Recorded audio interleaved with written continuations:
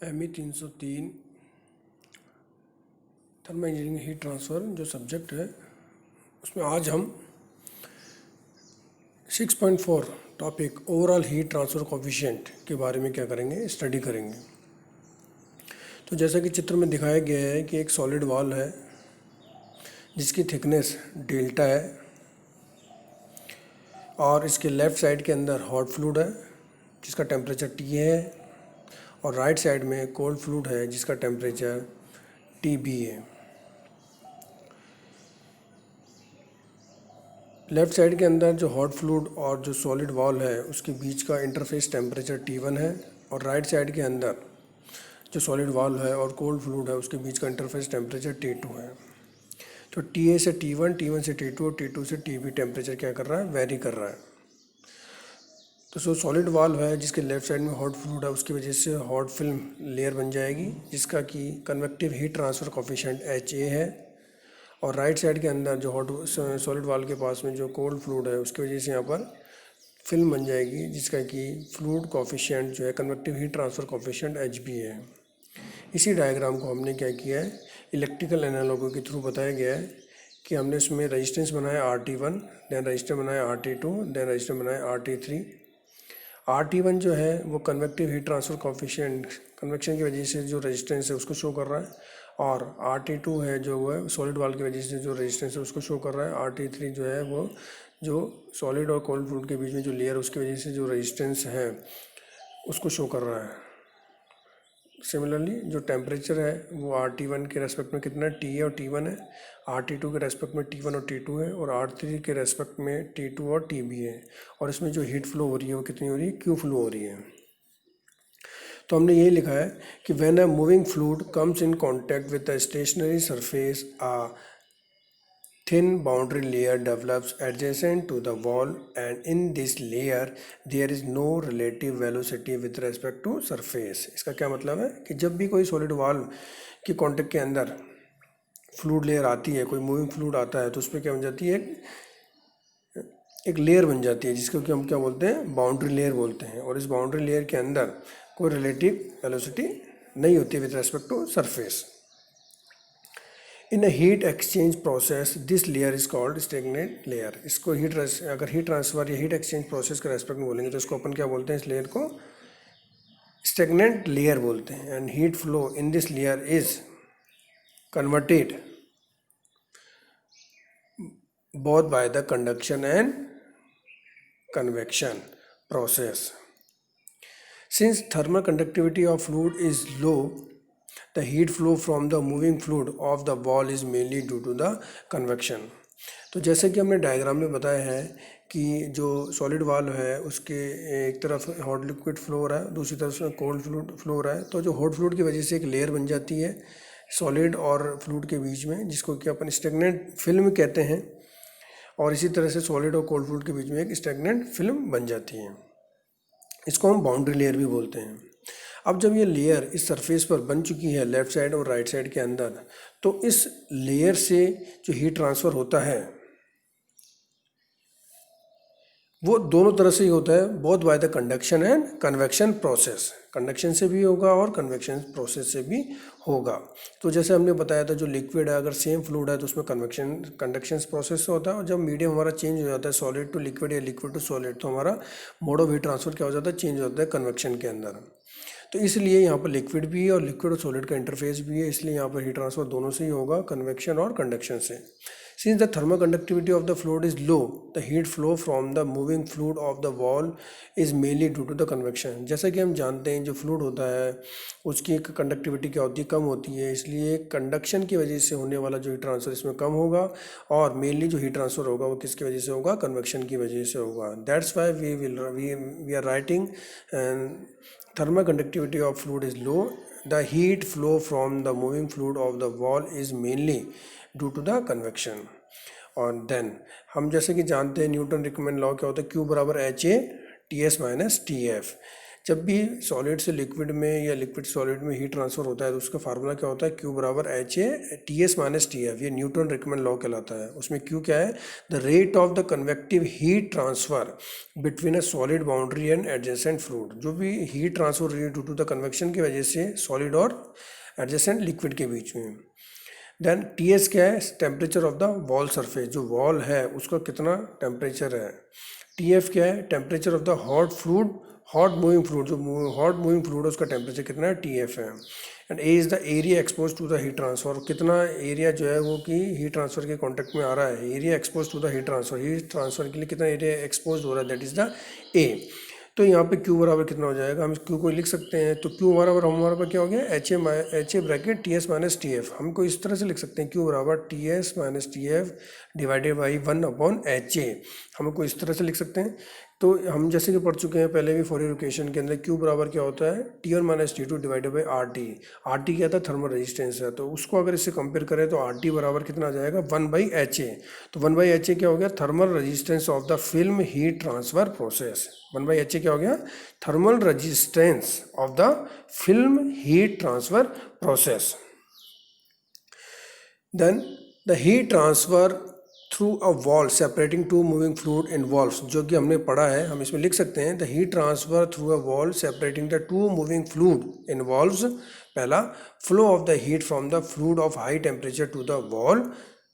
सबसे पहले तो हीट कहाँ से कहाँ फ्लो होगी, flow of the heat from the fluid of high temperature to the wall, hot fluid से सरफेस की तरफ। Second, heat conduction through the wall, जो वॉल है उसके बीच में हीट कंडक्शन होगा। देन थर्ड क्या है, transfer of the heat from the wall to the cold fluid. तो जो हम एग्जांपल ले रहे हैं उसमें तीन तरह से हीट ट्रांसफर हो रही है, एक तो हॉट फ्लूइड से सरफेस की तरफ, एक सॉलिड वॉल के अंदर, और एक सॉलिड वॉल से कोल्ड फ्लूइड की तरफ हीट क्या हो रही है, ट्रांसफर हो रही है।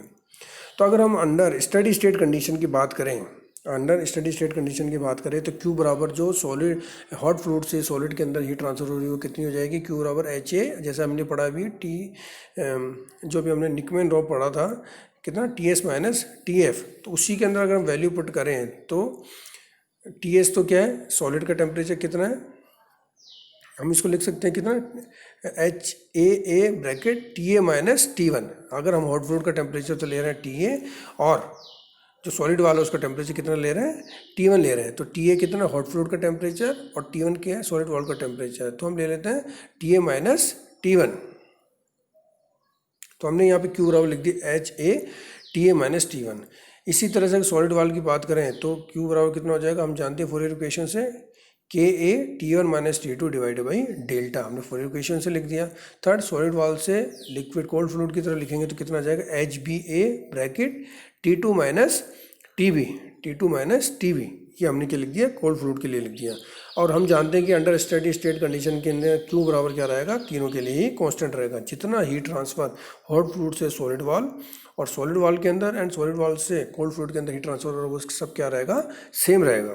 तो हम लिख सकते हैं यहाँ से अबाव इक्वेशन से TA माइनस T1 बराबर Q by HA। Then T1 minus T2 बराबर लिख सकते हैं हम Q डिवाइडेड बाई KA, और थर्ड हम लिख सकते हैं T2 माइनस TB बराबर Q अपॉन HBA। तो ये जो सेकंड इक्वेशन है T1 माइनस T2, यहाँ पर क्या आ जाएगा, Q के साथ डेल्टा भी आ जाएगा और K आ जाएगा। अगर इन सभी तीनों इक्वेशन को अगर हम ऐड करें तो कितना आ जाएगा, TA माइनस TB बराबर Q by HAA plus Q by KA into delta plus Q by HB into A। तो हमारे पास में क्या आ जाएगी, ये इक्वेशन आ जाएगी। देन इसको हम आगे और सॉल्व कर सकते हैं। Q बराबर कितना आ जाएगा, यहाँ से अगर हम सॉल्व करें तो TA minus TB divided by 1/HAA plus 1/KA plus 1/HBA। तो 1/KA की जगह क्या आएगा, डेल्टा बाई KA। तो Q बराबर कितना आ जाएगा हमारे पास में, UA bracket TA minus TB। हम इसको इस फॉर्म में लिख सकते हैं Q बराबर UA TA माइनस TB। तो यहाँ से अगर हम देखें तो TA माइनस TB तो सिमिलर है, तो UA 1/UA की वैल्यू कितनी हो गई, 1/HAA प्लस 1/डेल्टा बाई KA प्लस 1/HBA। तो यहाँ 1/ जो KA है इसमें डेल्टा मिस है, तो इसमें आप डेल्टा लिख सकते हैं, डेल्टा बाई KA। तो यहाँ से अगर हम सॉल्व करें तो A सभी में कैंसिल हो जाएगा, तो 1/U बराबर कितना हो जाएगा, 1/HA plus delta by K plus 1/HB।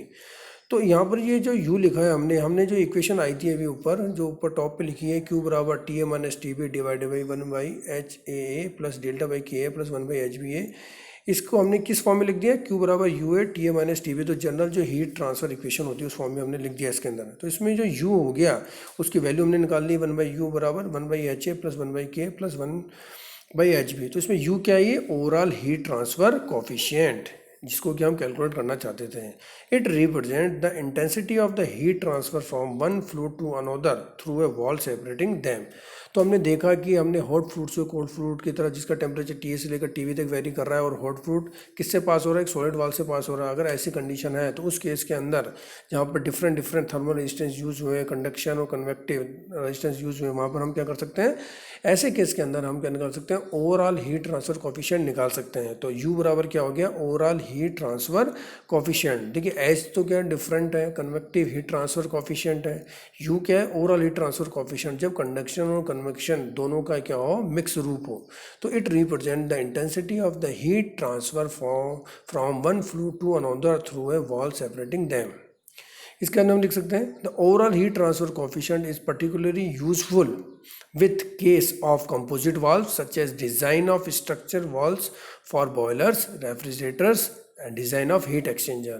तो हमने देखा कि जब भी ओवरऑल हीट ट्रांसफर की हम ओवरऑल हीट ट्रांसफर कोफिशिएंट की बात तब करेंगे जबकि कंपोजिट वाल्स होगी, जैसे लिक्विड है, सॉलिड्स हैं, फिर उसके बाद में वापस लिक्विड आ गया, या ना तो मान लीजिए कोई कंपोजिट वाल्स है बॉयलर की, जैसे मान लीजिए कि अगर स्ट्रक्चर वाल्स हैं, अगर डिज़ाइन करें उसकी, रेफ्रिजरेटर्स हैं, या डिज़ाइन ऑफ हीट एक्सचेंजर करेंगे, तो तब जब भी हम इस तरह की बातें करेंगे तो हम ओवरऑल हीट ट्रांसफ़र के बारे में क्या करेंगे, डिस्कस करेंगे। तो ये आप लोगों को क्लियर हो गया होगा कि what is the overall heat transfer coefficient. इसके बाद में जो हमारा है general heat conduction equation in cylindrical coordinates, हमने जो कैलकुलेट की थी general heat conduction equation in cylindrical coordinate, हमने क्या कैलकुलेट की थी, del square T divided by del R square plus 1/r del T by del R plus 1/r square del square T del phi square plus del square T divided by del x square plus q g by k equal to 1/अल्फा del T by del tau. ये हम क्या निकाल चुके हैं, general heat conduction equation निकाल सकते हैं फॉर सिलेंड्रिकल कोऑर्डिनेट निकाल चुके हैं। अब अगर हम मान लीजिए कि इस इक्वेशन को फॉर स्टेडी स्टेट लिखेंगे तो del T by del tau बराबर क्या हो जाएगा, जीरो हो जाएगा। टाइम के साथ में टेम्परेचर में कोई परिवर्तन नहीं आएगा। स्टेडी स्टेट कंडीशन हम जानते हैं, del T by del tau बराबर जीरो। और अगर हम इसको यूनि डायरेक्शन की बात करें, ओनली वन डायरेक्शन की बात करें, हम मान के चल रहे हैं कि अगर कोई सिलेंडर है और उसके अंदर सिर्फ रेडियल डायरेक्शन के अंदर ही हीट ट्रांसफर हो रहा है, तो बाकी सब डायरेक्शन के अंदर क्या है, जीरो है, तो हम यूनि डायरेक्शन उसको मान सकते हैं। और हम ये मान लेते हैं कि वो क्यू जी जो हीट जनरेशन है वो कितना है, जीरो है। तो इस अबाव इक्वेशन के अंदर हम देखें तो जहाँ जहाँ रेडियल फैक्टर हम उसी को कंसीडर करेंगे, तो हम इसको लिख सकते हैं अबाव इक्वेशन को D square T divided by del square plus 1/r D T by del R. इसके अलावा देखिए फाई का जो कॉन्सेप्ट है उसको हमने जीरो कर दिया। इसके अलावा मान लीजिए del square T divided by del x square, या आप जेड भी ले सकते हैं इसकी जगह, डेल जेड स्क्वायर, इसको जीरो मान लेंगे। क्यू जी जीरो हो गया और del T by del tau zero हो गया। तो हमारे पास फाइनल इक्वेशन क्या बच गई, D square T divided by D are square plus 1/r D T by D are बराबर जीरो। हम इसको आगे सोल्व करके और लिख सकते हैं 1/r D by D are और r D T by D are बराबर जीरो। इसको हमने और सिंप्लीफिकेशन कर लिया। अगर इसकी वैल्यू जीरो है तो इसका मतलब क्या हो गया, D by D R bracket r D T by D R equal to zero. ये जीरो हो गया। अब अगर इसको हम और फर्दर सोल्व करते हैं तो हम इसको लिख सकते हैं, अगर इसका हम इंटीग्रेशन करें तो हम लिख सकते हैं r D T by D R equal to C1। Zero का इंटीग्रेशन करेंगे तो कोई कांस्टेंट आएगा, उसको हमने C1 ले लिया। तो हमारे इक्वेशन क्या आ गई, r D T by D R equal to C1। इसको हम सॉल्व करते हैं तो हम लिख सकते हैं डी टी बराबर C1 multiplication D R by R. हमने इसको सिंपल फॉर्म में लिख लिया और इसका हमने क्या कर दिया, इंटीग्रेशन कर दिया। इंटीग्रेशन करने से हमारे पास में क्या आ गया, टी बराबर C1 log R, D R by R का इंटीग्रेशन क्या हो गया, लॉग आर प्लस C2। तो हमारे पास इक्वेशन आ गई टी बराबर C1 log are plus C2। तो हमारे पास में क्या आ गई, एक टेम्परेचर डिस्ट्रीब्यूशन इक्वेशन आ गई फॉर द सिलेंड्रिकल कोऑर्डिनेट। ठीक है, अब तक तो हमने जो बात की थी, हमने बात की थी प्लेन वॉल की बात की थी, जिसके लिए हमने जनरल हीट कंडक्शन इक्वेशन में निकाली थी और हमने टेम्परेचर डिस्ट्रीब्यूशन भी कैलकुलेट किया था। अब हम क्या कर रहे हैं, जो हमारे पास सिलेंड्रिकल कोऑर्डिनेट्स है उसके लिए हम जनरल हीट कंडक्शन इक्वेशन लिख करके उसको लिए हम टेम्परेचर डिस्ट्रीब्यूशन इक्वेशन कैलकुलेट करना चाह रहे हैं। तो हमने टी बराबर निकाल लिया C1 log are plus C2। तो इसको हम डायग्राम में भी देख सकते हैं। देखिए हमने एक सिलेंड्रिकल वॉल दिखाई है हॉलो सिलेंड्रिकल है जिसकी अंदर की रेडियस तो कितनी है R1 है और बाहर की रेडियस कितनी है R2 है। क्लियर, अंदर की रेडियस R1 है और बाहर की रेडियस है R2। हम इन R1 और R2 के बीच में कोई पर्टिकुलर एक Ri डिस्टेंस पर क्या ले लेते हैं, एक पर्टिकुलर कोई सिलेंड्रिकल फेरीफेरी ले लेते हैं जिसकी थिकनेस कितनी है Dr है। इसका देखिए हमने साइड व्यू भी बनाया है जिसके अंदर इनिशियल हमने रेडियस बनाई है। अंदर वाले जो हमारे पास में है होलो जो सिलेंडर है उसमें इनर रेडियस बताइए Ri R1 और जो आउटर रेडियस है उसको हमने कितनी बताई है R2 बताई है। और R1 पर टेम्परेचर है T1 और R2 पर टेम्परेचर है T2। और इन दोनों के बीच में R1 और R2 के बीच में हमने कोई मिडल के अंदर कोई थिकनेस मान ली है जिसकी मोटाई Dr है और रेडियस कितनी आ रही है।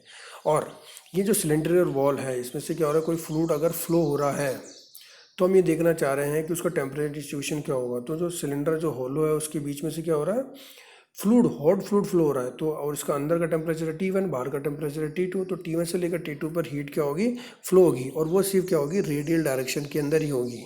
तो जो हमने माना है कि ये ओनली ये स्टेडी स्टेट फ्लो है और ये यूनिडायरेक्शन है। यूनिडायरेक्शन का मतलब सिर्फ रेडियल डायरेक्शन के अंदर ही हीट फ्लो हो रही है, उसकी लंबाई की डायरेक्शन के अंदर कोई हीट फ्लो नहीं हो रही है। जैसे कि हमने ऊपर वाले डायग्राम में दिखाया कि no heat flow in this direction, और हमने लिखा है साइड राइट साइड के अंदर heat flow in the radial direction. तो सिर्फ हीट जो फ्लो होगी वो एक्सियल डायरेक्शन के अंदर नहीं होगी, ओनली रेडियल डायरेक्शन के अंदर ही हीट फ्लो होगी।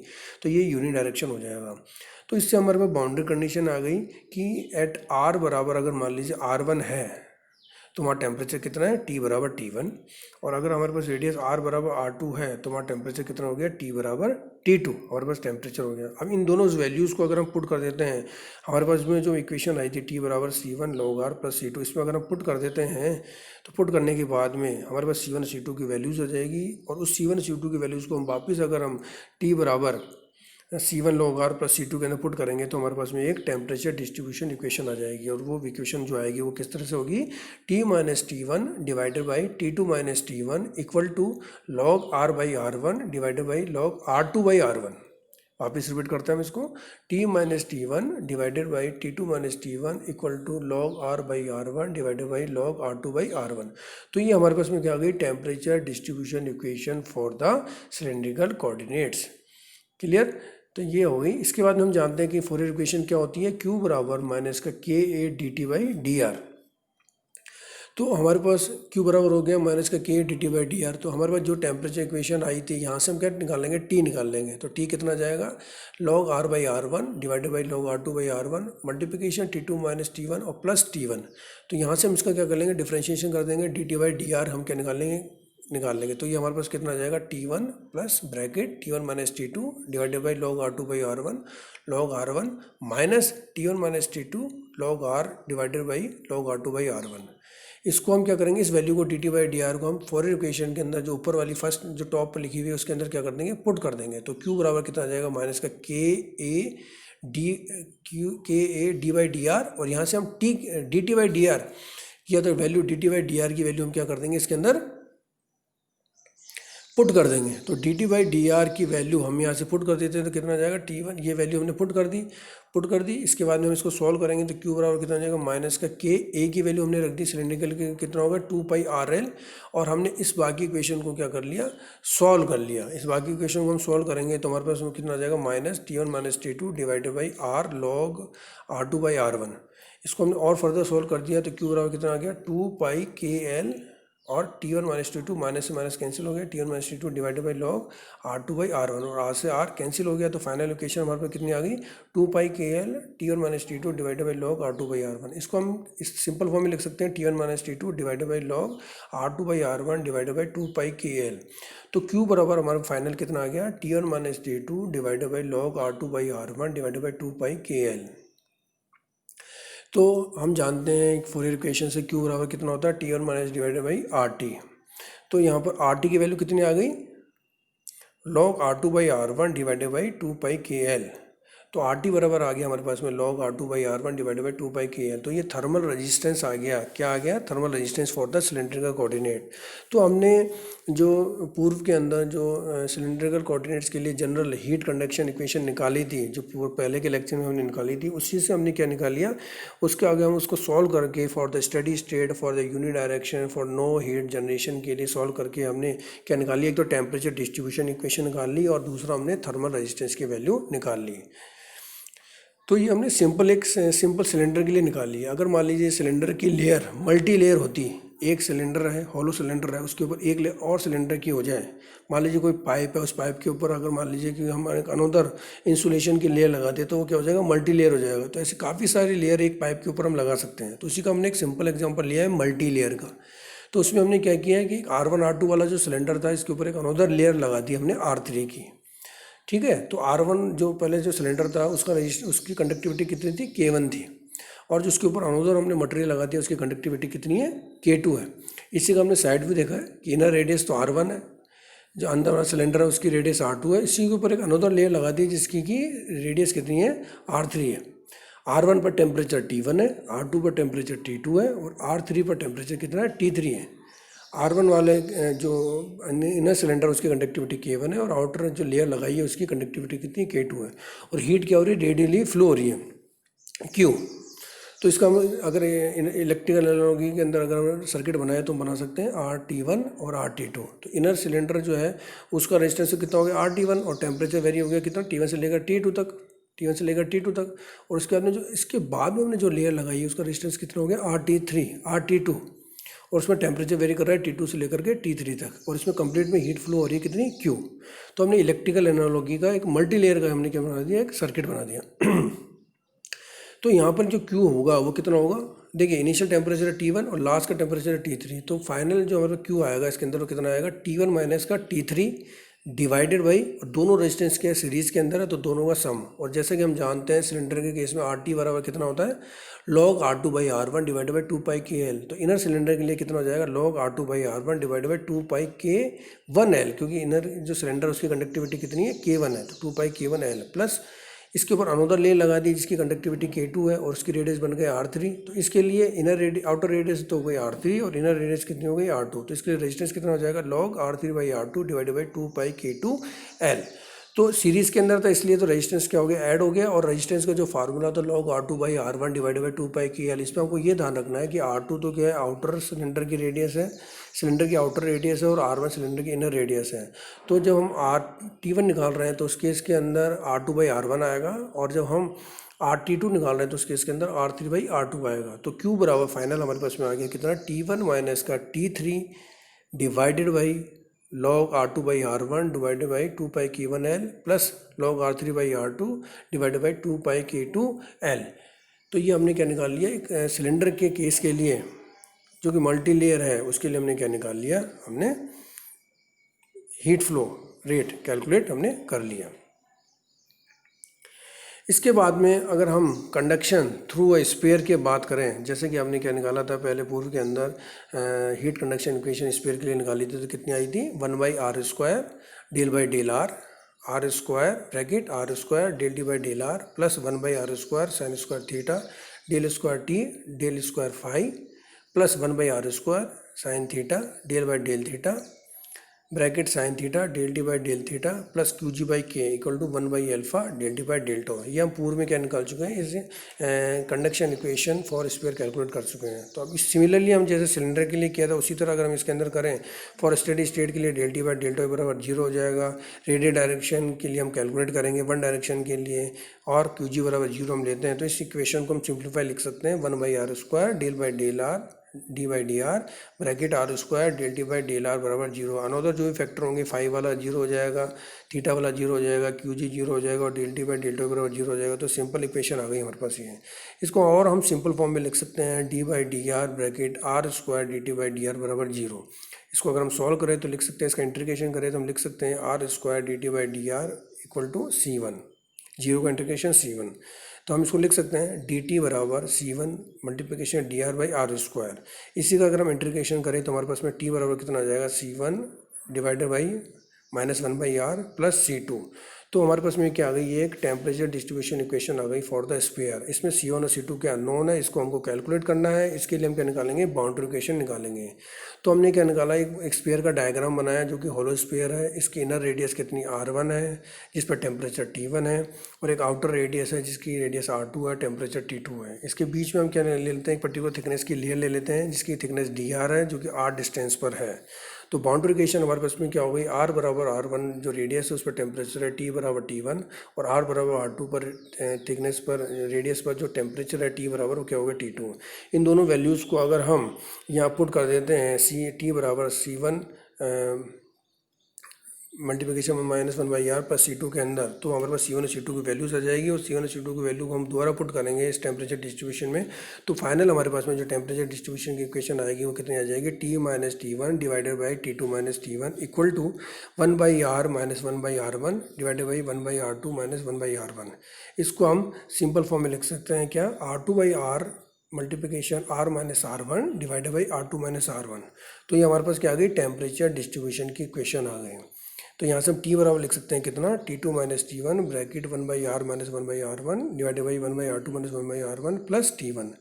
तो हम जैसे कि जानते हैं फॉर इक्वेशन Q बराबर कितनी होती है, माइनस का K dt/dr। तो यहाँ से हम क्या निकालेंगे, dt/dr की वैल्यू निकालेंगे T से, और उसके अंदर यहाँ पे पुट कर देंगे। हमने यहाँ पे पुट कर दी है, T की वैल्यू हमने यहाँ पुट कर दी है, और इसको हम सॉल्व करेंगे तो हमारा फाइनल इक्वेशन Q बराबर कितनी आ जाएगी, T1 - T2 divided by R2 - R1 divided by 4πk R1 R2।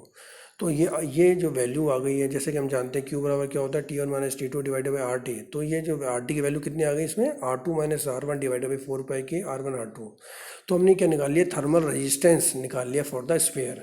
तो इस तरह से हमने general heat conduction equation for the sphere की हेल्प से उसके अंदर हमने कंडीशन लेके for the steady state, uni direction, no heat generation से हमने एक तो टेम्परेचर डिस्ट्रीब्यूशन की इक्वेशन निकाल ली, और एक हमने थर्मल रेजिस्टेंस निकाल लिया। थर्मल रेजिस्टेंस कितना आ गया इसके लिए, R2 - R1 divided by 4πk R1 R2। तो ये हमारे पास में क्या आ गया, थर्मल रेजिस्टेंस आ गया। थर्मल रेजिस्टेंस आ गया तो हम हीट निकाल सकते हैं, Q बराबर कितनी है, T1 - T2 divided by RT।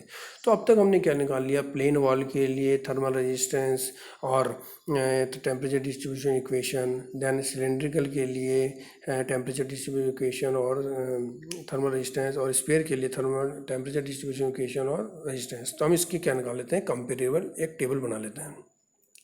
तो हमने एक टेबल बनाई है जिसमें सबसे पहले हमने कंडक्शन थ्रू बताया प्लेन वॉल, देन हमने टेम्परेचर डिस्ट्रीब्यूशन शो किया है, देन रेजिस्टेंस शो किया है, then heat flow rate show किया है। तो अगर प्लेन वॉल की बात करें तो हमने वहाँ पर टेम्परेचर डिस्ट्रीब्यूशन इक्वेशन निकाली थी, T बराबर T1 plus T2 - T1 x by delta.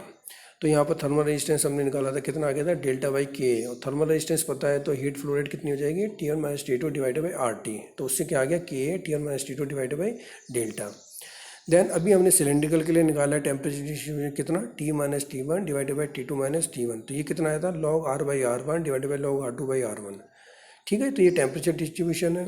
और रेजिस्टेंस हमने निकाला था कितना, log R2/R1 divided by 2πkl। तो रेजिस्टेंस आ गया तो Q कितनी हो जाएगी, T1 - T2 divided by log R2/R1 divided by 2πkl। इसी तरह हमने स्फीयर के लिए टेम्परेचर डिस्ट्रीब्यूशन इक्वेशन निकाली है, T - T1 divided by T2 - T1 equal to 1/r - 1/r1 divided by 1/r2 - 1/r1। तो हमारे पास थर्मल रेजिस्टेंस कितना आ गया, R2 - R1 divided by 2πk R1 R2। तो थर्मल रेजिस्टेंस पता है तो Q कितनी हो जाएगी, T1 - T2 divided by R2 - R1 divided by 2πk R1 R2। तो हमने क्या निकाल लिया, प्लेन वॉल, सिलेंड्रिकल वॉल और स्फीयर तीनों के लिए ही टेम्परेचर डिस्ट्रीब्यूशन, रेजिस्टेंस और हीट फ्लो रेट की इक्वेशन हमने निकाल ली है। अब अगर हमको कोई भी एग्जांपल या कोई भी न्यूमेरिकल आता है तो और हमको पता है कि वो प्लेन वॉल है, सिलेंड्रिकल वॉल है या स्फीयर है, तो हम उसके according temperature distribution equation use कर सकते हैं, उसका थर्मल रेजिस्टेंस कैलकुलेट कर सकते हैं, हीट फ्लो रेट क्या कर सकते हैं, कैलकुलेट कर सकते हैं। तो अब तक आप लोगों को conduction through plane wall, cylindrical wall और स्फीयर क्या हो गया, समझ में आ गया होगा। नेक्स्ट टाइम पर हम क्रिटिकल रेडियस ऑफ इंसुलेशन के बारे में डिस्कस करेंगे, और the fringe of the heat transfer through the fringe के बारे में क्या करेंगे, डिस्कस करेंगे। Thank you.